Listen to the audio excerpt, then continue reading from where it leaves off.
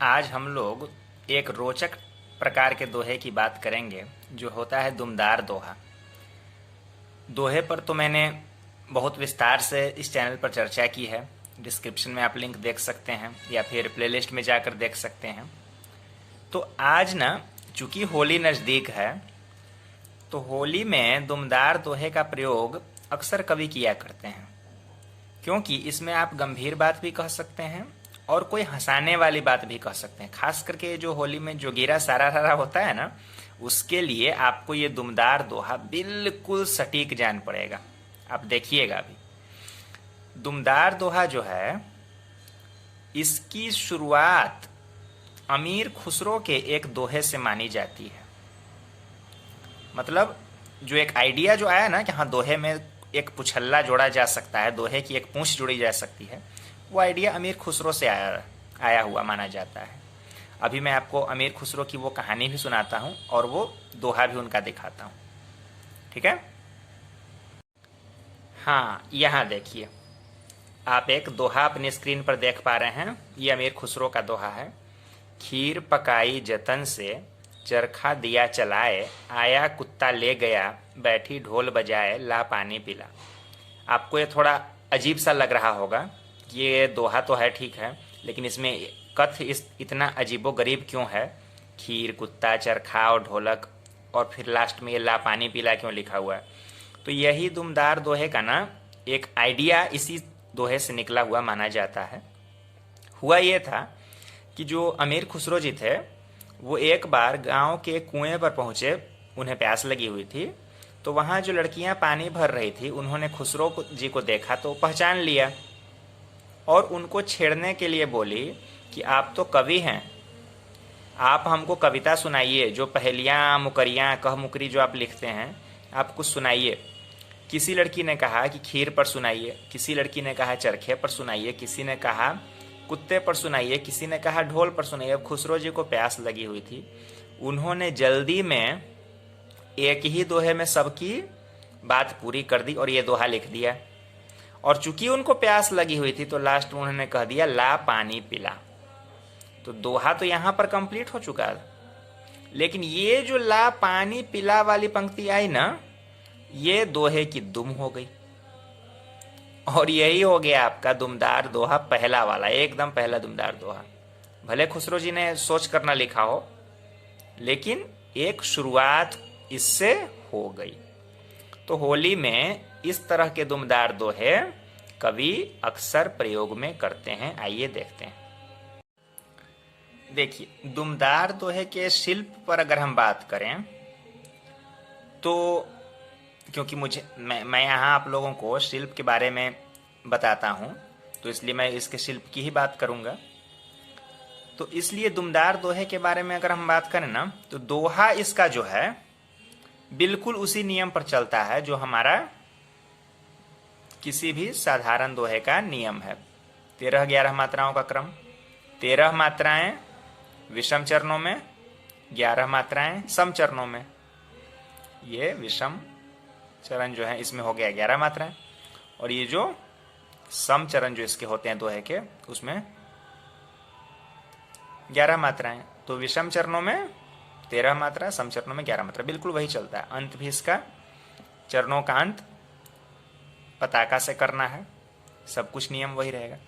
अब एक जो दुम जोड़ने की बात आती है ना, तो आपको मैंने रोला छंद बताया है ना,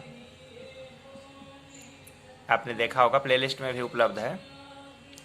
तो रोला का जो विषम चरण होता है, उसका क्या शिल्प होता है?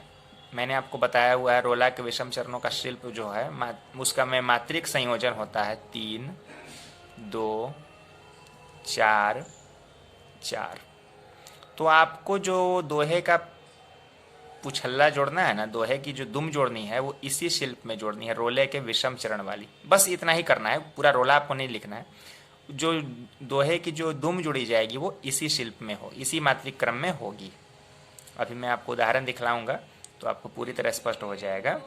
खुसरो जी ने जो दोहा लिखा पहली बार, वो ला पानी पिला वाला जो मैंने भी आपको दिखाया, उसमें ये शिल्प नहीं है, क्योंकि ला पानी पिला, ला पानी पिला, ये तो 2, 4 और 3 है।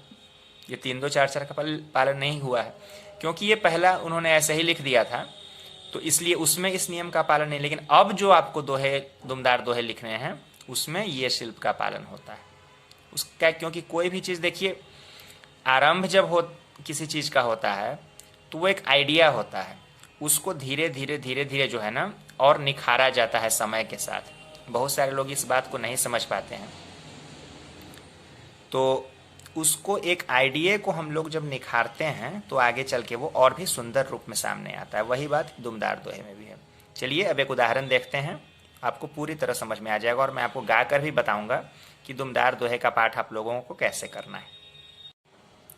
हाँ, यहाँ देखिए अपनी स्क्रीन पर आप एक दुमदार दोहा देख पा रहे हैं। होली आने वाली है तो मैंने होली पर ही दोहा लिखा है,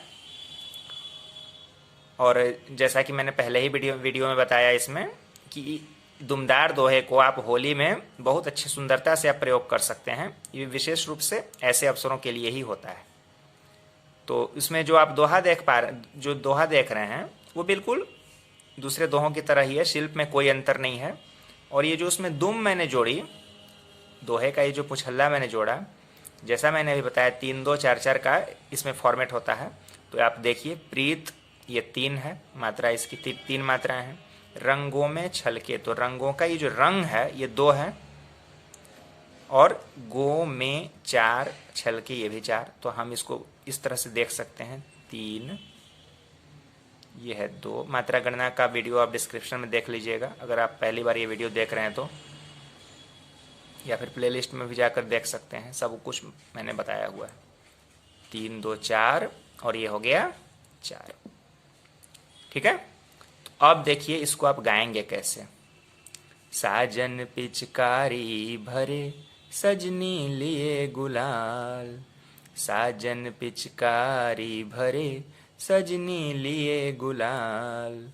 होली की मस्ती चढ़ी, करते सभी धमाल। प्रीत रंगों में छलके आह, प्रीत रंगों में छलके आह, प्रीत रंगों में छलके हाय, प्रीत रंगों में छलके। तो ये मैंने एक उदाहरण स्वरूप आपको बताया। आपको जो धुन पसंद हो आप उसमें गा सकते हैं। तो इस तरह से दुमदार दोहे का प्रयोग होता है। हाँ, यहाँ पर एक बात और मैं आपको बता दूं, वो आपकी पसंद पर निर्भर करता है कि दुमदार दोहा ये हो गया कंप्लीट, इसमें और कुछ आपको करने की जरूरत नहीं है। लेकिन कुछ कवि ऐसा प्रयोग भी करते हैं कि जैसे यहाँ पर एक ही लाइन है ना, दोहा एक ही चरण का है, एक चरण ही इसमें इसी फॉर्मेट पर एक चरण और जोड़ के उसको तुकांत बना देते हैं। वो एक अलग सुंदरता हो गई। जैसे यहाँ पर लिख के मैंने रोका, प्रीत रंगों में छलके, इसी को आप इसी दोहे के विषय के अनुसार आगे बढ़ा दें। अंग सजनी का झलके। अब देखिए, इसको जब आप गाएंगे तो एक अलग फ्लेवर आएगा। साजन पिचकारी भरे, सजनी लिए गुलाल। होली की मस्ती चढ़ी, करते सभी धमाल। प्रीत रंगों में छलके आह, अंग सजनी का झलके आह, प्रीत रंगों में छलके, अंग सजनी का झलके। तो ये जो है ना, इस तरह से आप लोग इसको गा सकते हैं। तो आप सभी को होली की बहुत बहुत शुभकामनाएं। और होली में आप लोग भी प्रयास करिए कि दुमदार दोहे लिखें और मजेदार लिखें, रोचक लिखें। ठीक है, तो अगले वीडियो में हम किसी नए छंद के साथ चर्चा करेंगे।